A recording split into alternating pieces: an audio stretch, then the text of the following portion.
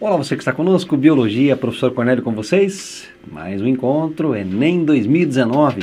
Juntos nós vamos estar desmistificando essa prova, estarmos detonando essas questões, esses itens da prova e vamos estar, obviamente, tendo uma preparação monstruosa, muito consistente para que você consiga, sim, o teu desejo, que creio que é estar entrando na universidade pública, uma vaga para uma universidade pública ou uma nota excelente para uma bolsa, talvez, né, numa universidade particular ou um financiamento via FIES. Seja qual o teu intuito, nós vamos estar tentando te ajudar. E vamos lá para mais uma aula de Biologia. Vamos falar um pouquinho hoje sobre como cai no Enem. É assim que aparece no Enem. E vamos falar sobre a parte de bioquímica, parte orgânica da formação de uma célula. Vamos lá então? Temos aqui uma questão do Enem que diz assim: a obesidade, que nos países desenvolvidos já é tratada como epidemia, um grande número de casos, um surto, começa a preocupar os especialistas no Brasil. Os últimos dados da pesquisa de orçamentos familiares realizadas entre 2002 e 2003 pelo IBGE mostram que 40,6% da população brasileira estão acima do peso, ou seja, 38,8 milhões de adultos. Nesse total, 10,5 milhões são considerados obesos. 10,5 milhões de brasileiros são considerados obesos. Várias são as dietas e os remédios que prometem um emagrecimento rápido e sem riscos. Então nós temos aqui uma situação problema colocada. Olha como o Enem cobra muito bem. Vamos ver agora o enunciado, o comando da questão. Há alguns anos foi lançado no mercado brasileiro um remédio de ação diferente dos demais, pois inibe a ação das lipases. Essa terminação ase é de enzima. Enzimas que aceleram a reação de quebra de gorduras. Ainda a situação problema. Sem serem quebradas, elas não são absorvidas pelo intestino. E parte das gorduras ingeridas é eliminada com as fezes. Como os lipídios são altamente energéticos, a pessoa tende a emagrecer. No entanto, esse remédio apresenta algumas contraindicações, pois a gordura não absorvida lubrifica o intestino, causando desagradáveis diarreias. Além do mais, podem ocorrer casos de baixa absorção de vitaminas lipossolúveis como A, D, E e K, pois. Então, olha que interessante a situação problema. Ele afirma que no Brasil mais de 10 milhões de pessoas são obesas. Da mesma maneira, ele afirma que foi lançado no mercado um medicamento que inibe a ação da enzima lipase. A lipase acelera a degradação de gordura em ácidos graxos e gliceróis. Ácidos graxos e gliceróis são absorvidos. Se você impede a ação da lipase, obviamente, você não quebra um lipídio, consequentemente, você não vai ter ácidos graxos e gliceróis, você não absorve, portanto, os derivados de lipídios e vai perdê-los nas fezes. Isso pode gerar um mal-estar, que é a diarreia. No entanto, também tem um probleminha. As vitaminas do grupo ADEC, A, D, E e K, são lipossolúveis. Elas dependem de um solvente orgânico, que é a gordura, para poder serem absorvidas. E se nós perdemos esses lipídios, essas gorduras são tipos de lipídios, nós podemos perder as vitaminas juntos. E as vitaminas do grupo A, D, E e K, não estando presentes, nós podemos ter problemas de hipovitaminose. Ok? É essa relação que você tem que entender aqui. Vamos lá? Aí diz assim, voltando aqui para o enunciado, na parte final. Além do mais, podem ocorrer casos de baixa absorção de vitaminas lipossolúveis, como as do grupo A, D, E e K, pois essas vitaminas, por serem mais energéticas que as demais, precisam de lipídios para a sua absorção. Aí você pensa, poxa, uma vitamina é mais energética, ela produz mais energia que as demais? Vamos ler a B. A ausência dos lipídios torna a absorção dessas vitaminas desnecessárias. Veja as palavras fortes aqui no gabarito dos distratores. Essas vitaminas, quais A, D, E e K, reagem com o remédio transformando-se em outras vitaminas. Em algum momento o texto, a situação, o problema dá essa deixa? Não, né? As lipases também desdobram as vitaminas para que essas sejam absorvidas. Gente, lipase é uma enzima. Enzima é específica. A especificidade. Então não vai quebrar a vitamina. Vitaminas, de modo geral, são absorvidas sem quebra. Essas vitaminas, ou seja, A, D, E e K, se dissolvem nos lipídios e só são absorvidas junto com eles. Essa você observa que tem lógica. Essa, portanto, é a alternativa correta, ou é o gabarito. Enquanto que a B, C, D são distratores. Então aqui nós temos o gabarito, a letra E. Vamos lá. Mas vamos falar um pouquinho sobre a porção orgânica de uma célula. A porção orgânica de uma célula são os carboidratos, os lipídios, os aminoácidos que formam as proteínas, os ácidos nucleicos e, claro, as vitaminas, as aminas da vida. Vamos lá. Carboidratos e lipídios primeiro. Primeiro aqui, vamos falar de carboidratos. Hidratos de carbono, glúcides, glicídios, açúcares ou hidratos de carbono. Tanto faz. São formados essencialmente por carbono e hidrogênio. Os elementos orgânicos, de um modo geral, são formados pela turma do chão. Podem ter junto lá ainda, né? Fósforo, enxofre, etc. A função de um carboidrato, de um açúcar, principal é energética, como a glicose. Mas pode ser estrutural, como a celulose. Pode ser de reserva, como o amido e o glicogênio. Então tem inúmeras funções, mas a principal ainda é energética. Tá? Então temos aqui, ó, carboidratos, né? Então, você observa, o pãozinho tem carboidrato, você vai ter carboidrato na cenoura, você vai ter carboidrato aqui, né, na maionese e assim por diante.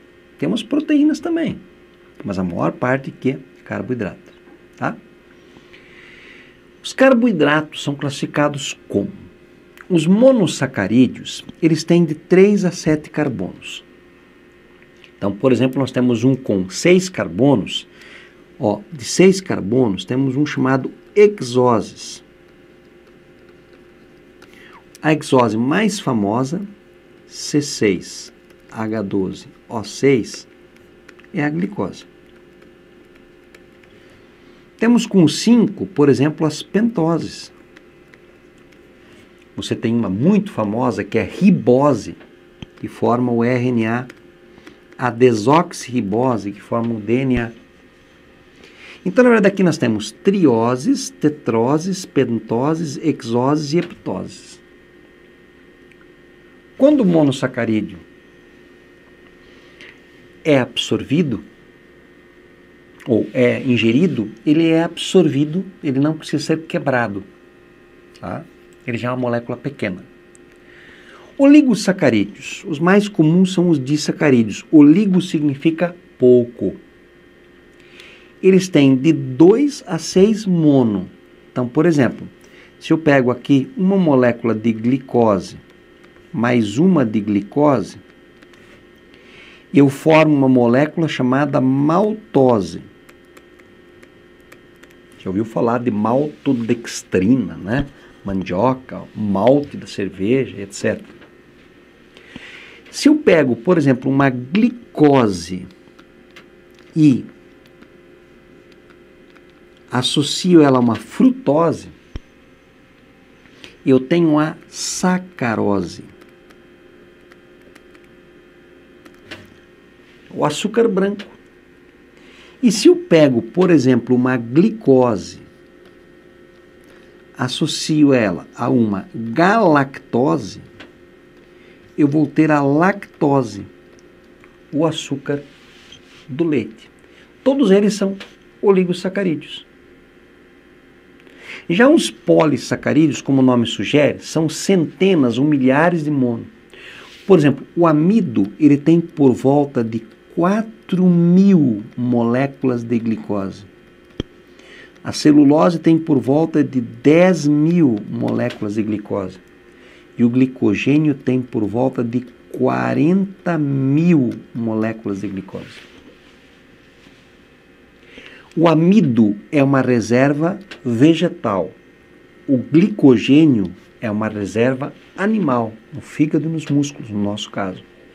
E a celulose tem uma função estrutural. Ok? A porção orgânica, lipídio. Os lipídios, são gorduras. Não, gorduras são tipos de lipídios. Tem vários tipos de lipídios. Ok? Então vamos lá. São substâncias orgânicas oleosas, gordurosas também, insolúveis em água e solúveis em solvente orgânico não polares. Ou seja, lipídios são substâncias apolares. Apresentam também carbono, hidrogênio, oxigênio. Vou incluir aqui gorduras, óleos, os triglicerídeos, que são os mais abundantes de todos. Vamos ter as gorduras, de um modo geral, elas são sólidas em temperatura ambiente. Manteiga, por exemplo. Os óleos são líquidos em temperatura ambiente. Óleo de linhaça, de soja, o azeite de oliva e assim por diante. Alguns tipos de lipídios. Vamos lá, a classificação deles. Nós vamos ter os glicerídeos, vamos ter óleos e gorduras, ácidos graxos ligados aos gliceróis. Nós vamos ter os cerídeos, aqui entra a cera de carnaúba, babaçu. São ácidos graxos mais álcool, que não é o glicerol. O glicerol é um álcool, Os esteroides, colesterol, que tem 4 anéis de átomos de carbono interligados. Os carotenoides, a gente fala em carotenoide, pensa em vitamina A, que é um pigmento de células, fabricação da vitamina A. Os fosfolipídios, que são os formadores de membrana plasmática. Aí tem algo bem significativo e importante aqui. Quando falamos em lipídios, vamos ter que lembrar do LDL, Low Density Lipoprotein, lipoproteína de baixa densidade, e do HDL, lipoproteína de alta densidade. E nós vamos entender o que é isso.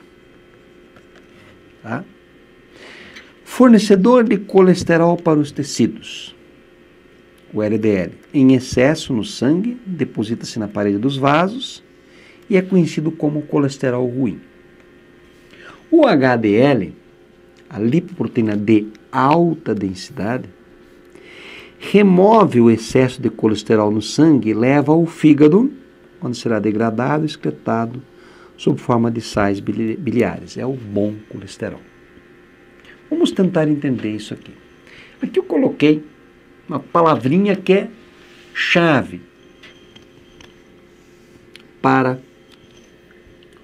uma boa questão do Enem. Aterosclerose. Eu coloquei uma imagem de uma veia e de uma artéria. Eu vou explicar para vocês como é que acontece a formação da aterosclerose, os ateromas e o risco aumentado de infarto do miocárdio.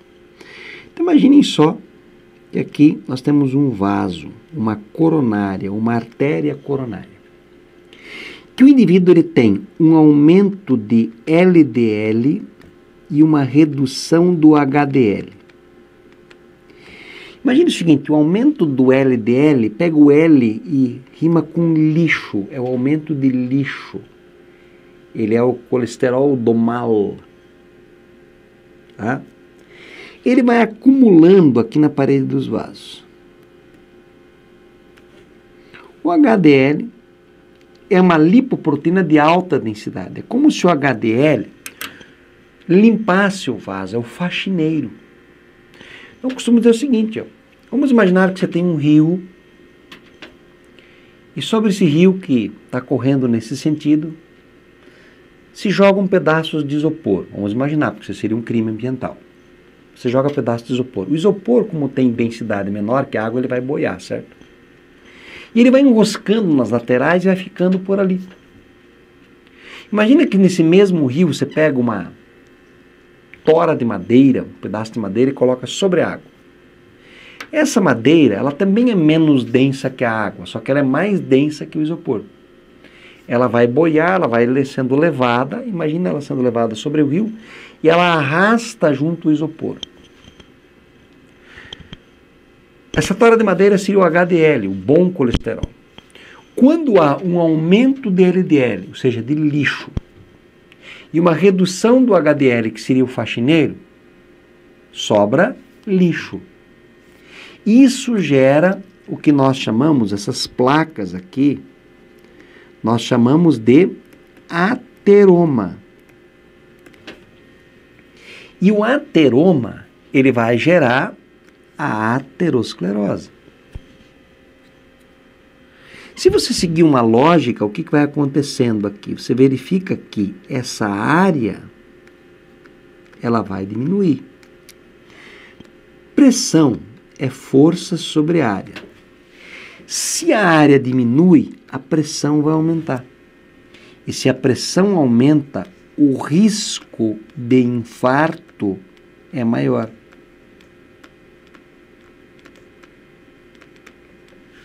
Pode ser um vaso de grosso calibre que, inclusive, seja entupido, de menor calibre, pode ser uma coronária de menor calibre. Infarto normalmente não representa morte, mas representa a necessidade de intervenção. As principais causas morte no mundo, pelo mundo, são as doenças ligadas à parte vascular, seja ela o infarto do miocárdio, o derrame, o AVC, acidente vascular cerebral. Então, portanto, doenças ligadas ao sistema circulatório. Então, ó, aumentou o LDL, reduziu o HDL, nós vamos ter um risco de infarto aumentado. Temos aí, portanto, uma aplicação interessante associada aos lipídios, ok? Beleza? Temos aí, né, um detalhezinho. Outra porção orgânica importante são os aminoácidos. A palavra, as vitaminas, não aminoácidos. Já falamos em aminoácidos daqui a pouco. As vitaminas. A palavra vitamina, ela foi registrada em 1911 por Casimir Funk. Casimir Funk deu o nome de as aminas da vida. Por quê? Porque, na verdade, a vitamina que ele descobriu era uma amina, um grupo orgânico amino, no complexo B. Nós podemos dizer que as vitaminas são substâncias orgânicas que são necessárias em quantidades muito reduzidas para muitos dos processos essenciais do nosso organismo. Ou seja, eu preciso de pouco, mas eu não vivo sem. E as vitaminas são cofatores, são ativadores de reações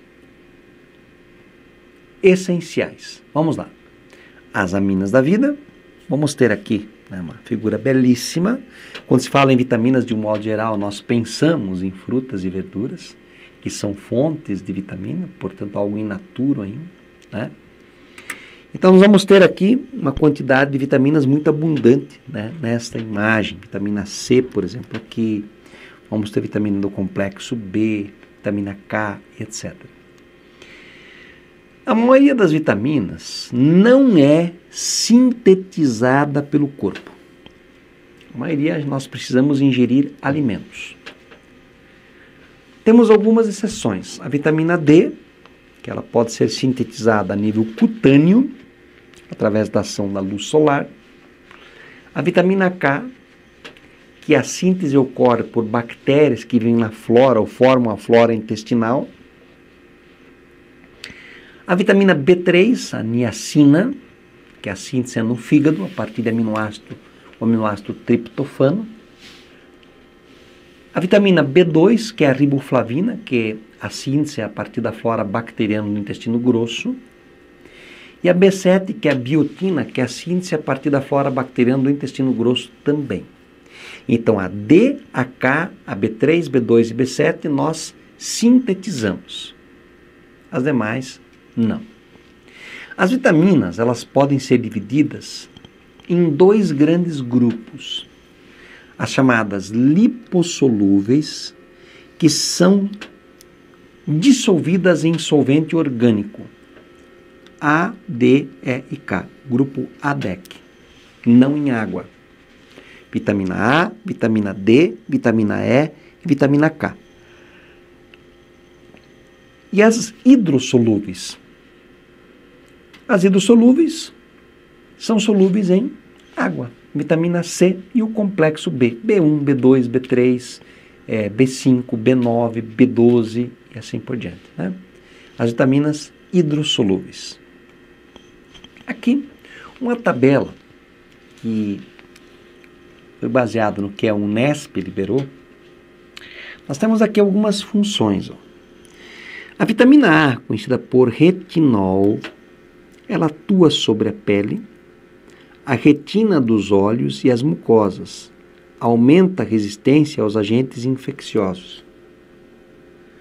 A presença da vitamina A, ela vai fortalecer dentes, unhas, cabelos, prevenção de doenças respiratórias e, claro, problemas nos olhos.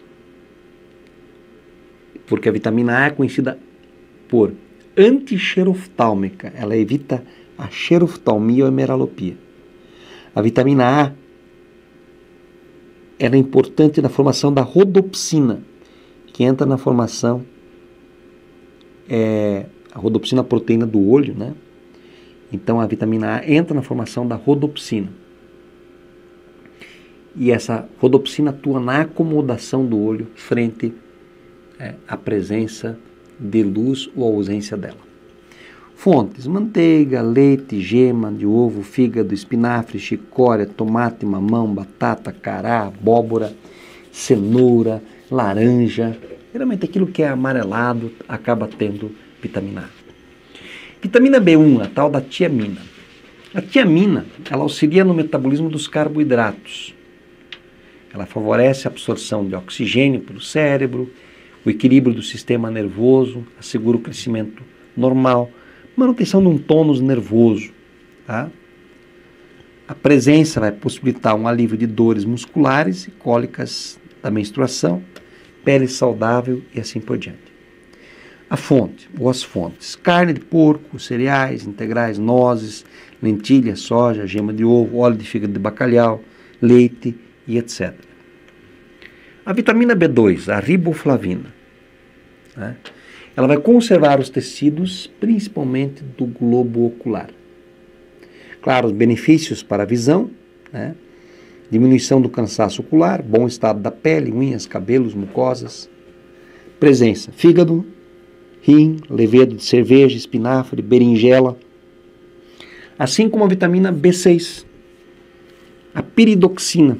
Ela vai permitir a assimilação das proteínas e das gorduras. Ela melhora os sintomas de tensão pré-menstrual, prevenção de doenças nervosas, de afecções na pele. Ela está presente também em carne de boi, porco, fígado, cereais integrais, batata, banana. A B12, a cobalamina, colabora na formação dos glóbulos vermelhos, pois que tem a famosa anemia não ferruginosa. tá? Que é por falta de vitamina B12. E também na síntese de ácidos nucleicos, DNA e RNA. Melhora na concentração, na memória, no alívio da irritabilidade. Tá?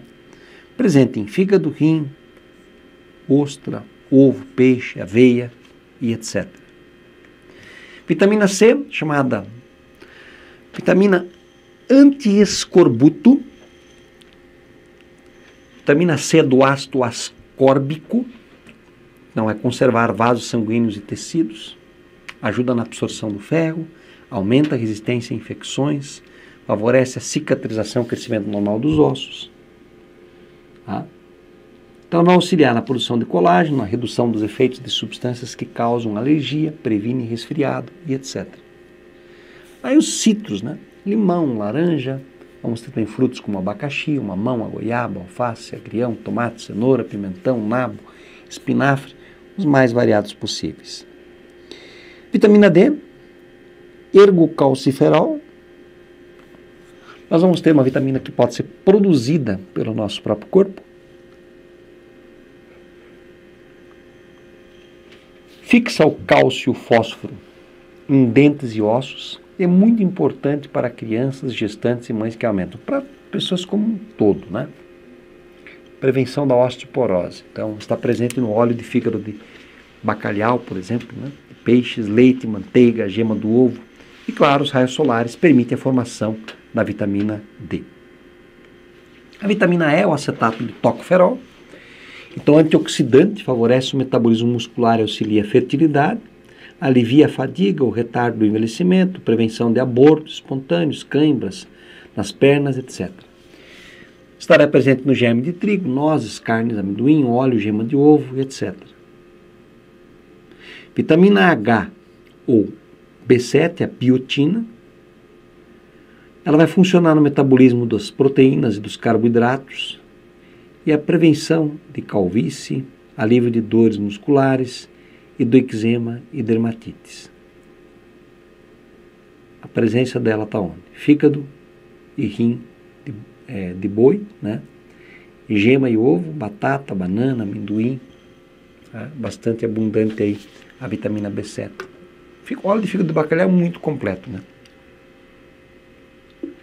A vitamina K, anti-hemorrágica, né?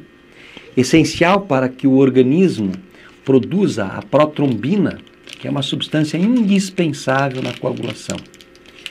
Então, também, né, na formação de determinadas proteínas. Presente aí no fígado, em verduras, especialmente as escuras, no ovo e assim por diante. Tá? A B9, que atua na formação dos glóbulos vermelhos, na prevenção de defeitos congênitos graves na gravidez, prevenção ao câncer, né? É o famoso ácido fólico, presente em carnes, fígado, leguminosas, vegetais de folhas escuras, banana, melão. Assim como a B3 ou PP ou niacina, o ácido nicotínico, possibilita o metabolismo de gorduras e carboidratos e produção de hormônios sexuais, também auxilia no processo digestivo. A presença típica é no levedo, no fígado, no rim, no coração, nos ovos, nos cereais integrais e etc. A B5, o ácido pantotênico, ela vai auxiliar o metabolismo em geral e previne fadiga, produção de colesterol, gorduras e glóbulos vermelhos. Presente também no fígado, no rim, na carne, na gema de ovo, no brócolis, no trigo integral, na batata e assim por diante. Então temos aí uma série de vitaminas importantes. Tá? O PABA, ácido paraminobenzoico, que vai estimular o crescimento dos cabelos, além do crescimento e manutenção da cor e suavidade dos cabelos. Presente em carnes, fígado, leguminosas, vegetais, folhas escuras. A colina, que auxilia no crescimento. Diminuição do excesso de gordura no fígado, produção de hormônios. Vai estar na gema do ovo, soja, no miolo, em fígados, em rim. E o inositol, que age no metabolismo do colesterol, que auxilia na remoção de gordura, redução de colesterol do sangue.